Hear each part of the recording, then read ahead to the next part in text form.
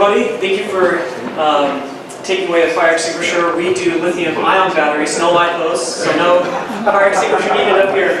I'm Trent. This is Matt. We are coming from the United States, as you can tell by my very non-German accent. But we're so happy to be here. We want to thank first Ronald and the whole team for putting this together, letting us come. We're very new to this, and they've been showing us all sorts of European customs, and we're very grateful to. Is that what you guys all did? That European custom, you guys all did? Oh, maybe next year. We'll see how this year goes. So Titan is a lithium-ion battery company. We actually specialized, or we started building batteries for drones, electric vehicles, these kind of things. But we had this sort of side project with Matt to do Airsoft, and it has sort of, we don't say exploded on our team when we talk about batteries, but this thing has just really grown really quickly, and we're just so happy to be here. So, again, I'm the president. I know I look 14, but I think 34, if I do the math right. But I'm also the lead engineer at our company. And again, like I said, we do various projects other than Airsoft. Yeah. Hey guys, I see a lot of familiar faces in here. I'm Matt Werner. I'm the vice president of Titan Power. I'm also the co-founder of the Airsoft division. We wanted to talk about some of our batteries today. I do want to paint a picture real quick as we get started. For those of us in here that play quite a bit of Airsoft, just imagine this. You're getting ready for a game, you're charging your batteries. In this case, we'll go with LiPo. We'll say the night before you charge up maybe 3, maybe 4 batteries, sometimes 5, depends on if you're going for a full weekend or just a day game. The batteries, they may take quite a long time to charge because you're doing multiple ones. You pack them all in your bag, you bring them out to the field during the day, you pull your first one out, it's a little puffy. In the RC world, Trent is actually a very little puff and it's tossed. We actually let it puff a little bit more. But you take your LiPo, put it in your gun, pew pew pew all day long, and sometime during the day your battery dies. And it's time to change out batteries. Now, for those that are prepared on the field, they may have one in their back pocket that they're carrying with them, or a big stock like the PTS, EPS, and just be able to quickly switch out. But regardless, you're taken away from the game and having to swap batteries. Carrying multiples on the field, it's more cost. And this is something that's very common to us that we've been doing for years. Now, with lithium-ion specifically, they have a much higher energy density, and it's actually very common for you to only have to use one for nearly the entire weekend. We've actually been using one lithium-ion battery in the Red Wolf booth, the shooting booth, all weekend long, semi-automatic only, which pulls a higher amp draw initially, and it lasted all the way up until about lunchtime today. So 3 days of continued use. I don't know how many thousands of rounds, but it did. We were hoping it lasts the whole weekend. 3 full days isn't bad. That's 2,600 milliamps in the lithium. So now that I've talked a little bit about the introduction of lithium-ion, I kind of want to go into the main, what we call the unique selling points. With LiPos, of course, we talked about the puff. Now, lithium-ions, they don't puff. They're actually a steel-cased cell. They're not plastic like the LiPos, and so it's actually impossible for them to puff. In fact, if a lithium-ion ever gets neglected, it actually vents out the top. It doesn't puff up, and it doesn't become dangerous. Lithium-ion also has no memory, so nickel metal hydrides, they can, you're really supposed to follow a discharge cycle and a storage procedure because they can have memory over time. It can cause the life of the battery to go a little bit less. With LiPo or with lithium-ion, there is no memory, and actually, airsoft guns will not pull a lithium-ion down to a point of danger. You can run your battery all the way dead to 0%. As far as the gun is concerned, and the motor will not pull anymore, charge it right back up. No issues at all. There's also no fade. What that means is you can charge a battery, put it in storage for a month or so, and maybe even 2 months. At 2 months, you're going to lose about 1% of your capacity. So we'll go from 100% down to 99 in about 2 months' time. We actually have a battery that's been charged since 2012. We've checked it recently, but it's still got life.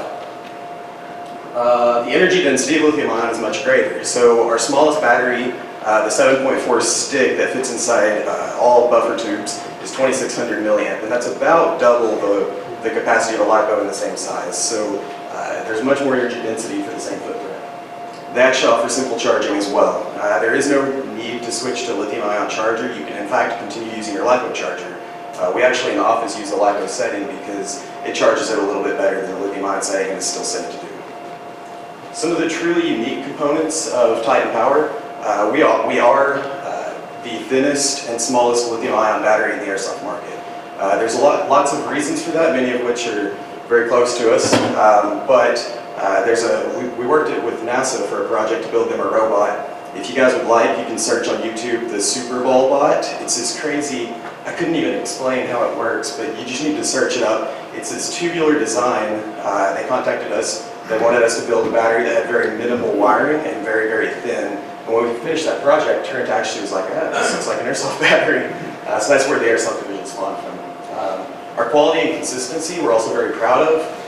We recently had a discussion with some other electronics manufacturers who were saying that sometimes 8 to 10% QC failure rate is fairly common. I'm new to the airsoft business, but that seems like a lot to me. We were actually getting onto the manufacturer for we have a less than 1% failure rate. So customer service is absolutely key to me. We have some very important partners across the world working with us.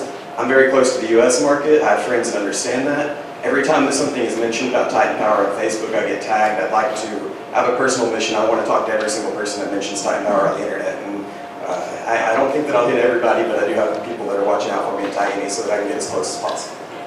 We have a very strong brand. In just 1 year's time, we're working with very big partners like Red Wolf, EVIC, Airsoft GI, and we're excited to see what's to come in the future. We also offer a 1-year warranty on anything with the Titan Power label. So if some of these lithium-ion claims, we hear it all the time, seem a little too good to be true, it's a 1-year warranty. We'll refund it even if you're unhappy. So. Thanks, Matt. So we hope this paints a picture that the days of battery anxiety are over. There's no more worrying about, did I charge it? Is this been in this firearm too long? Is it puffing? And so forth. Lithium-ion is really going to just eliminate that, and it'll be something you just use without having to worry about it. And we have stories of people going weekends, weeks. I have one story I heard recently. Someone played a whole event of a weekend, forgot to charge it, went a whole other event, and was just very grateful that they had done this. So these are the kind of things we're trying to achieve, and really our mission at Titan is we want to make the game amazing for the player. And we're going to do this through 3 ways. The first one is we want to make just perfectly great products. Again, super low, really low rejection, really great quality, and that's taken us years. Luckily, we've been able to apply a lot of the principles from electric vehicles market, our UAV market, our drone market, these kind of build principles, and be able to integrate them into our airsoft division, and that's made our reliability and our functionality really great. We also want to keep the prices within a budget of most players. And we know that takes a little bit of work with logistics, operations, production. I've got a retail background, so I can kind of leverage some of that. And basically between all these efforts, we can keep these prices so where it's not 100 euros for something that is just going to put it way out of the market. We're trying to keep it a little bit premium, probably from your average LiPo, but you're getting so much more as we described. And then the last thing is we want to get Titan in every location as possible, as many locations as possible. And it sounds a little cheesy, if that's a saying in Europe, but a little silly, but we really kind of believe that the player deserves to have a game where they're not worrying about their battery. That's really what we're trying to solve. Okay, I hope that, I know there's a lot of text here, I hope it can be read in the back, but this is just an example of some of the things that we get to see on a daily basis. It's very, very humbling to us to be recognized by players in the industry over the internet. We're growing very rapidly, and I'm just very thankful. I've been a player for a decade now. It's just extremely humbling to get to see some of these comments and hear every single day from our customers how happy they are with Titan Power. Some of our partners, some of our supporters are shown here. We could not fit everybody on this slide.